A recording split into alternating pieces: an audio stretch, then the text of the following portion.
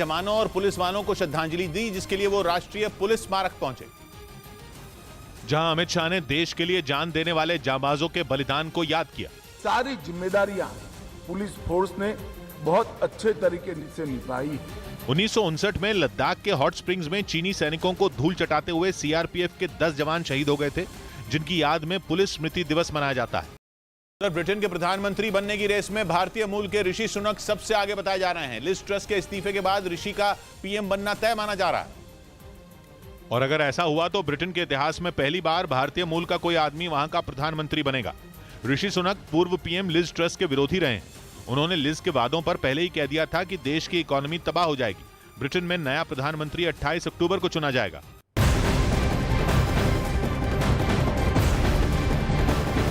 PM Narendra Modi Diwali के मौके पर देश के युवाओं को बड़ा तोहफा देने वाले हैं। पीएम मोदी आज सुबह 11 बजे वीडियो कॉन्फ्रेंसिंग के जरिए 10 लाख कर्मचारियों के लिए भर्ती अभियान रोजगार मेले का शुभारंभ करेंगे।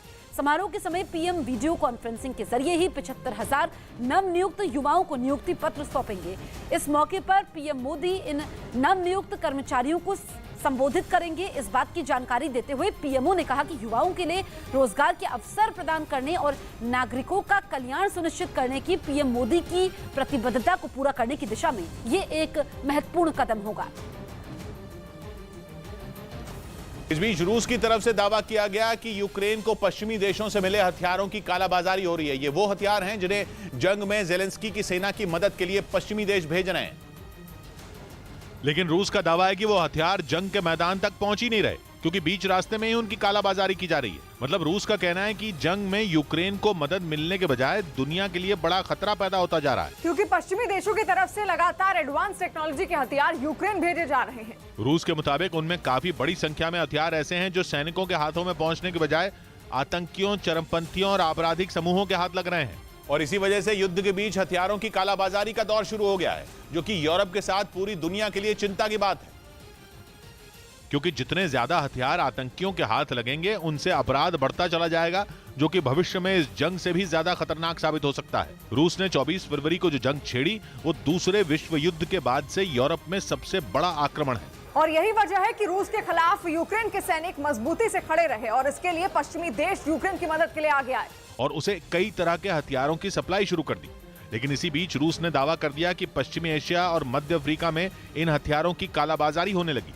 हालांकि रूस की तरफ से यह नहीं बताया गया कि वो किस सबूत के आधार पर दावा ठीक ठोक रहा है, लेकिन इतना जरूर कहा गया कि हथियार लेकर जा रहे नेटो के कई सैन्य जहाज आतंकियों और आपराधिक समूहों के कब्जे में हैं, जिन्हें यूक्रेन पहुंचने से पहले ही बीच रास्ते में गायब कर दिया गया। रूस के विदेश मंत्रालय ने दावा किया कि नेटो के सदस्यों ने यूक्रेन को 700 तोप और 80,000 मिसाइल सिस्टम भेजे हैं। साथ ही तोप के 8 लाख गोले और 9 करोड़ गोलियां भी यूक्रेन को जंग में डटे रहने के लिए भेजी गई। लेकिन रूस का दावा है कि इन हथियारों का एक बड़ा हिस्सा यूक्रेन पहुंचा ही नहीं। हालांकि इन हथियारों का इस्तेमाल कब, कहां और कैसे होगा, इस पर कुछ कहा नहीं जा सकता। लेकिन ये जरूर है कि हथियारों की कालाबाजारी अगर ऐसे ही चलती रही तो रूस और यूक्रेन के बीच चल रहे युद्ध से भी बदतर हालात का सामना दुनिया के सभी देशों को करना पड़ सकता है। दिवाली से पहले मध्य प्रदेश के 4,51,000 परिवारों का अपने मकान का सपना साकार होने जा रहा है। धनतेरस के मौके पर पीएम नरेंद्र मोदी इन लोगों को गृह प्रवेश कराएंगे। मध्य प्रदेश के सतना में होने वाले कार्यक्रम में पीएम मोदी वीडियो कॉन्फ्रेंसिंग के जरिए जुड़ेंगे। इस बीच 4.5 लाख से ज्यादा परिवारों का गृह प्रवेश करवाकर उन्हें घर की चाबी सौंपेंगे। बताया गया कि इस मौके पर पीएम जनसभा को संबोधित भी करेंगे। उधर खबर है कि ब्लैक सी पर नजर रखने के लिए अमेरिका ने अपना ताकतवर जासूसी विमान तैनात किया है, जो लगातार रूस की सीमा के इर्द गिर्द गश्त लगा रहा है। इससे पहले खबर आई थी कि ब्रिटेन ने अपना न्यूक स्निफर ब्लैक सी पर भेजा है, और यह सब इसलिए हुआ क्योंकि पश्चिमी देशों को लगता है कि पुतिन वहां परमाणु बम गिराने वाले हैं। और परमाणु विस्फोट के इसी डर ने ब्लैक सी को चर्चा में ला दिया। वो ब्लैक सी जिस पर रूस किसी का दखल नहीं चाहता, वो ब्लैक सी जो रूस की आर्थिक लाइफलाइन माना जाता है, वो ब्लैक सी जो अचानक तब चर्चा में आ गया जब खबर आई कि ब्रिटेन ने अपना न्यूक स्निफर वहां निगरानी के लिए भेजा है, क्योंकि पश्चिमी देशों का आरोप है कि पुतिन वहां परमाणु बम गिराने का प्लान बना रहे हैं। और अब नौबत यह आ चुकी है कि अमेरिका का जासूसी विमान भी ब्लैक सी पर नजर रख रहा है। एक रिपोर्ट में दावा किया गया कि अमेरिका ने ब्लैक सी, जिसे काला सागर भी कहते हैं, उस पर नजर रखने के लिए अपना RC-135 विमान तैनात किया है, जो इतना ताकतवर माना जाता है कि जमीन के अंदर से भी परमाणु हथियार खोज सकता है। और माना जा रहा है कि अमेरिका ने इसी वजह से अपने RC-135 को उस जगह तैनात किया जहां पुतिन के परमाणु बम फोड़ने की आशंका है, क्योंकि ये कोई ऐसा वैसा विमान नहीं है, बल्कि दुनिया के सबसे बड़े जासूसी विमानों में एक है। RC-135 की खूबी यह है कि हजारों फीट की ऊंचाई से अपने हाईटेक कैमरे, रेडार और सेंसर की मदद से यह जमीन के अंदर मौजूद परमाणु हथियारों को खोज सकता है। यही नहीं, इस विमान में हवा में मौजूद रेडिएशन की छोटी से छोटी मात्रा का पता लगाने की क्षमता है, ठीक वैसे ही जिसे ब्रिटेन का न्यूक स्निफर कर सकता है। खबर है कि इसी वजह से RC-135 इन दिनों काला सागर में रूस की हवाई सीमा के नजदीक गश्त लगा रहा है, क्योंकि अगर रूस ने जमीन या समंदर कहीं भी परमाणु मिसाइल लॉन्च करने का प्लान बनाया तो यह पहले ही पता लगा लेगा कि विस्फोट होने वाला है, जिसके बाद अमेरिका को रूस को रोकने का मौका मिल जाएगा।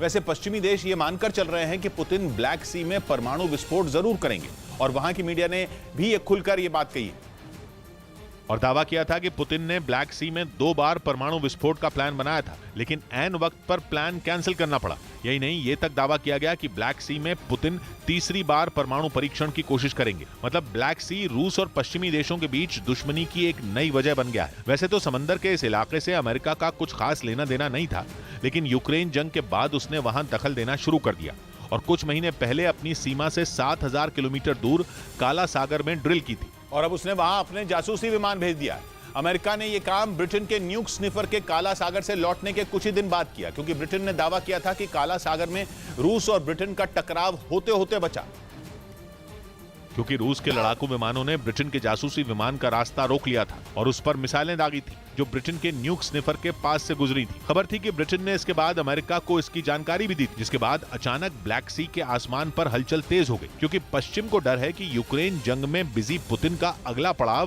ब्लैक सी होगा, क्योंकि उसमें उनकी जान बसती है और वो नहीं चाहते कि नेटो से जुड़ा कोई देश उसमें दखल दे। यूक्रेन तो बिल्कुल नहीं। मतलब ये कि ब्लैक सी में पुतिन के परमाणु बम फोड़ते ही यूक्रेन पर शामत आ जाएगी, उसके गेहूं निर्यात का रास्ता बंद हो जाएगा और नेटो का उस तक पहुंचना मुश्किल हो जाएगा। यानी यूक्रेन किसी मछली की तरह जाल में फंस जाएगा और जंग के बीच मदद के लिए तड़पता रहेगा। बड़ी खबर मध्य प्रदेश की राजधानी भोपाल से है। वहां भारत पेट्रोलियम डिपो में डीजल टैंक फटने से भीषण आग लग गई। जिस वक्त यह हादसा हुआ वहां कई कर्मचारी मौजूद थे। इस हादसे में 7 कर्मचारी झुलस गए, जिनमें 3 की हालत गंभीर बनी हुई है। सभी घायलों को अस्पताल में भर्ती करवाया गया है। तो ये आग में 7 मजदूर झुलसे हैं। भोपाल की तस्वीरें इस वक्त हम आपको दिखा रहे हैं। 3 मजदूरों की हालत गंभीर बनी हुई है। इधर असम के कामरूप में पुलिस ने PFI से जुड़े 3 लोगों को गिरफ्तार कर लिया। आरोप है कि ये लोग किसी बड़ी साजिश को अंजाम देने की कोशिश में थे, लेकिन इससे पहले कि वो अपने प्लान में कामयाब हो पाते, पुलिस ने सुबह सुबह उनके ठिकाने पर दबिश दे दी। दावा किया गया कि इस कार्रवाई में पुलिस ने 3